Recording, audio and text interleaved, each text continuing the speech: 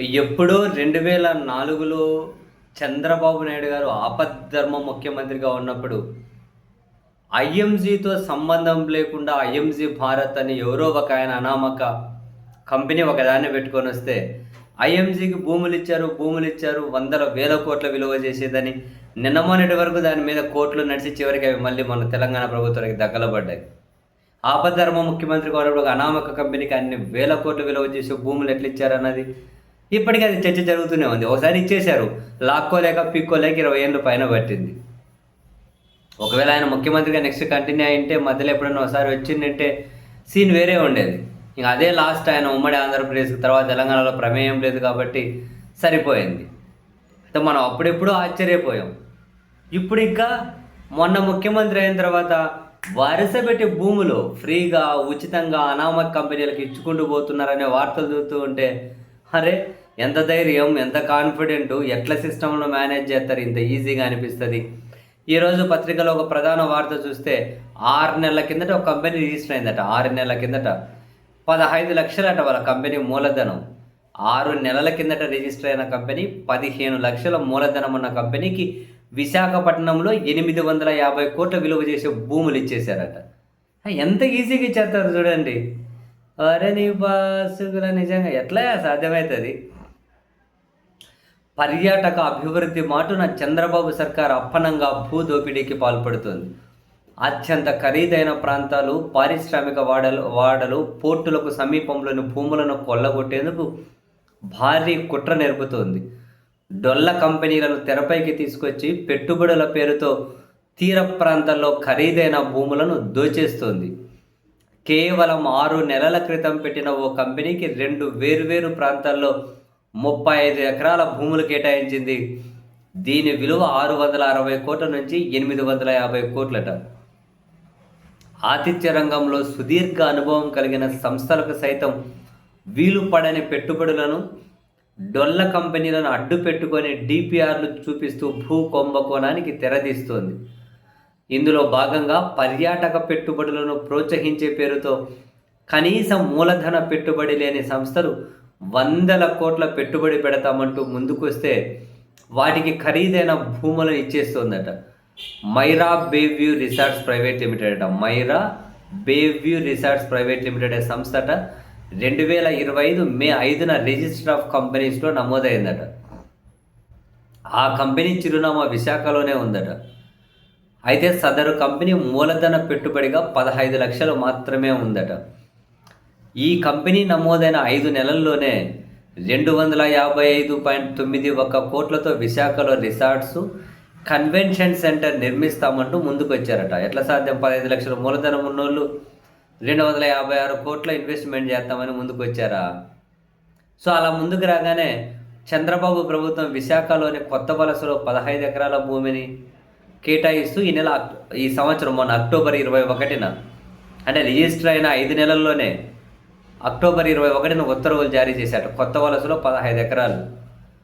వాస్తవానికి విశాఖ తీర ప్రాంతంలో ఎకరా భూమి సగటు 40 నుంచి 50 కోట్లు ఉందట. ఈ లెక్కన 600 కోట్ల నుంచి 750 కోట్లకు పైగా విలువైన భూమిని ఇచ్చేశారట. అంతటితో ఆగకుండా అదే కంపెనీ మచిలీపట్నంలో 157 కోట్లతో అమ్యూజ్మెంట్ పార్కుతో కూడిన రిసార్ట్ కడతాము అని వాళ్ళంటే వెంటనే ఈ నెల 13న తాళ్లపాలెంలో 60 కోట్ల నుంచి 100 కోట్ల విలువైన మరో 20 ఎకరాలను కేటాయించారట. వరిని పాసుగల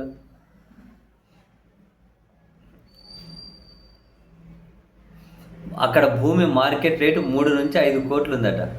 అంటే 60 కోట్ల నుంచి 100 కోట్ల విలువైన భూములను అప్పనంగా ఆ కంపెనీకి ఇచ్చేశారట.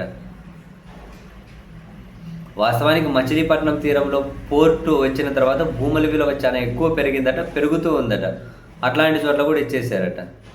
15 లక్షల మూలధనం ఉన్న సంస్థ 414 కోట్ల పెట్టుబడి పెడతామంటే భూములు ఇచ్చేస్తున్నారట. మైరా బే వ్యూ రిసార్ట్స్ ప్రైవేట్ లిమిటెడ్ నమోదు సమయంలో మూలధన పెట్టుబడి కేవలం 15 లక్షలు మాత్రమేనట.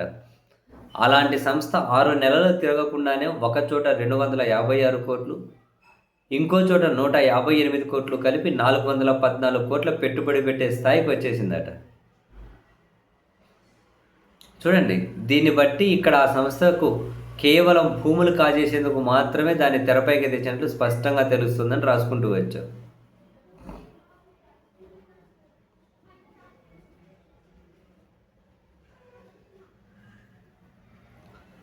వామ్మో!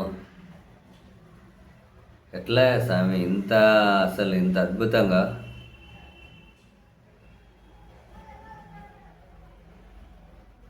ఎన్ని కంపెనీలు అంటారు ఇట్లాంటి చిన్న చితకవి ఊరు పేరు లేనివి. ఒక రిజిస్టర్ చేసుకుంటారు, పోతారు. మేము 500 కోట్లు పెడతామంటే వాళ్ళకి ఇచ్చేయి 1000 కోట్ల విలువైన భూమి ఇచ్చుకుంటూ పోయి మనం పోవాలి. మేము పెడతాంలేండి, మేము 100 కోట్లు పెట్టుబడి పెడతామని చెప్పి మనము 4-5 ఎకరాలు అడగాలి. 100 కోట్లు పెట్టుబడి పెడతామనాలి. లేకపోతే సరే మేము ఒక 10 కోట్లు పెట్టుబడి పెడతామని చెప్పి అడగాలి. 2-3 ఎకరాలు అడగాలి. ఎకరం 40-50 కోట్లు ఉందంటే ఏముంది? 15 లక్షల మూలధనం ఉన్నోళ్ళు 6 నెలల కిందట రిజిస్టర్, 5 నెలల కింద రిజిస్టర్ చేసిన వాళ్ళకి ఇంత ఇస్తే భూములు, మనం ఇప్పుడు రిజిస్టర్ చేసి 5 నెలల తర్వాత పోదాం, ఇస్తారేమో. ఎంత అన్యాయమయ్యా నిజంగా.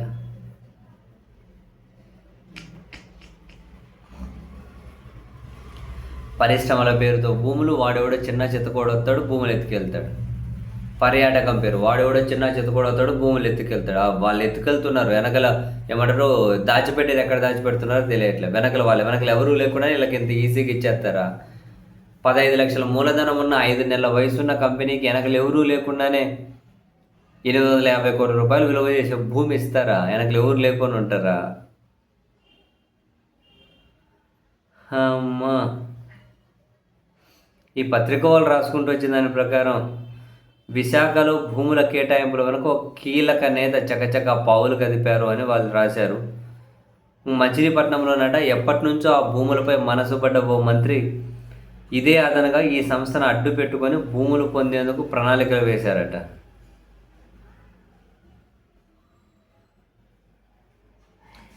అయితే ముఖ్యంగా పర్యాటక శాఖలోని ఓ కన్సల్టెంట్ సంస్థ ఇలాంటి డొల్ల ప్రాజెక్టులను తీసుకురావడంలో కీలకంగా వ్యవహరిస్తూ ఉందట.